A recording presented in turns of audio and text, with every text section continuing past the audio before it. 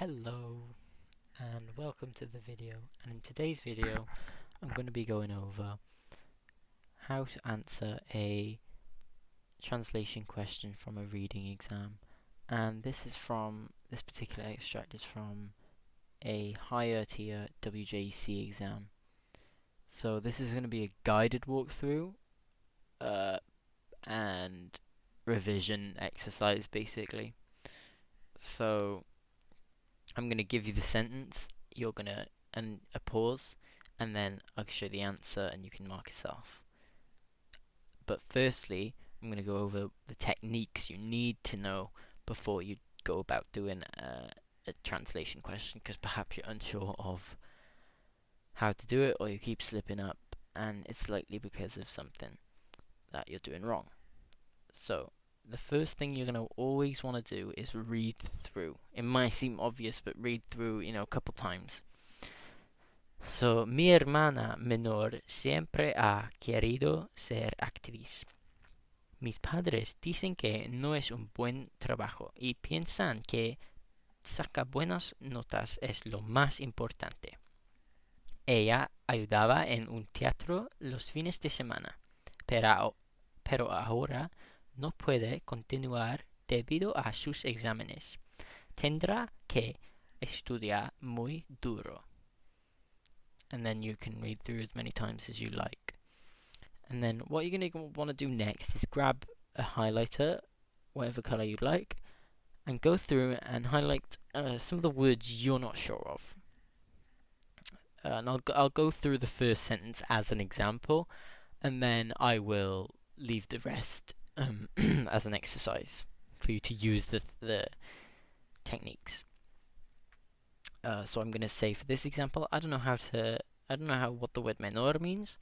I don't know what the word sacar means, or debido a, or duro. So what I'm going to do, I'll do the first one in red, and I'm going to do example. So for example, the first sentence. Mi hermana something siempre ha querido ser actriz. So we can leave that menor blank, but we can see it's an adjective because it's coming after the noun. Mi hermana being the noun. It's coming after the noun, and it can't be talking about siempre because this is always, so we know that it's going to be my something sister. So it could be, sorry, I need a capital there, doesn't look like a capital. So it could be my, and then we'll leave the blank, leave it bigger, just in case. And then this siempre a, well, it could be siempre anything, that looks like this. Always means always to do something. So for this example, it's siempre ha querido, has always wanted, and it's always has always. Sorry, not always has. And it can come in forms such as siempre he pensado. It's not always a. Siempre he pensado. I've always thought. Siempre me ha gustado. Siempre me ha encantado. I've always liked and I've always loved. It's a really useful phrase to know, and you can use it in your writing and oral assessments if you'd like. It's a great little phrase. It's always in the exam. You'll usually see it somewhere. So we can say, my something sister has always wanted to be an actress.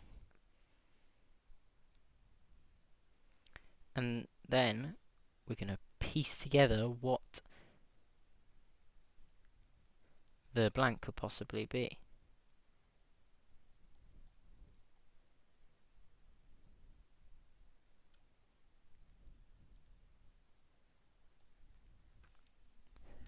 So now we've got this blank.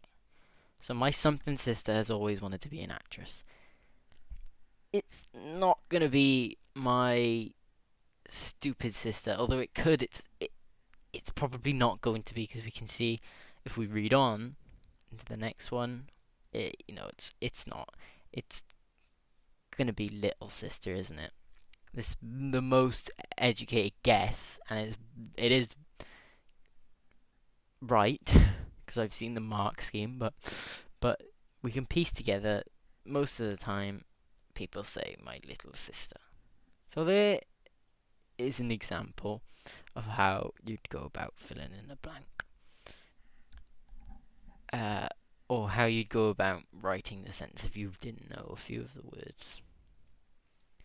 Another thing is to be careful of little words such as de, I, muy, negatives, endings, because if I wrote my little brother, if I thought that hermano was brother because I didn't read it carefully enough and I thought it said hermano, I would have lost the mark completely. So here is 1 mark. That looks silly. So here is 1 mark. And again, these little words, ide, muy, if you miss these, you will get 0 marks for that sentence, because they are important words for the sentence. So now I'm going to ask you to translate from here, because this next one's a little bit long. You can translate up to mis padres dicen que no es un buen trabajo.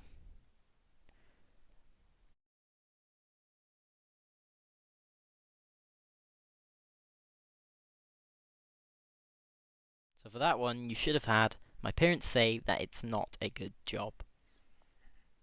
And for the next one, you can do from y piensan que saca buenas notas es lo más importante, and stop at the full stop.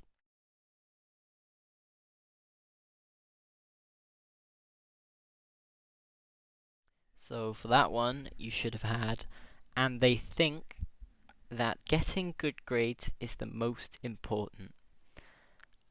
And now you may have slipped up on this word here, notas.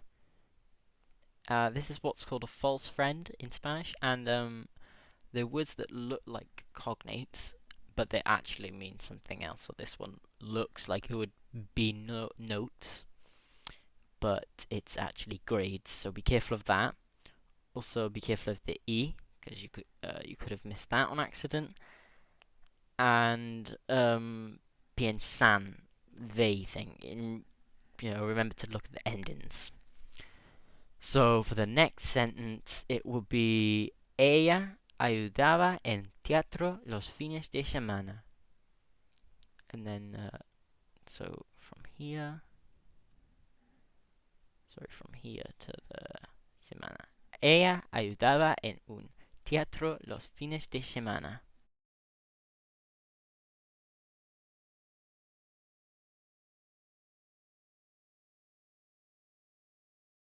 So for that one, you should have had, she used to help in the theatre on the weekends. Sorry, in a theatre on the weekends. You should have noticed that this was the imperfect tense, and that means used to do. To used to do something. So ayudar, ayudaba, used to help in a theatre on the weekends. Now, this is the next sentence you're going to want to do. And it's pero ahora no puede continuar debido a sus exámenes. So far, this, if you had both of this right, there will be another 1 mark. Another 1 mark. And then if you get this next one right, it's another 1 mark. So it's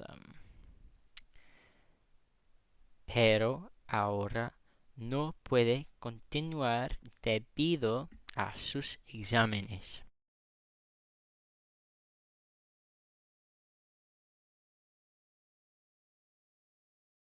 So you should have had, but now she can't continue because of her exams. And I made a mistake saying that the last 2 were combined as 1. Each one of these, each part is worth 1 mark each. So far, you could have had up to 4 marks because I did the first one for you. So now the last sentence is tendrá que estudiar muy duro. This last bit here. Tendrá que estudiar muy duro.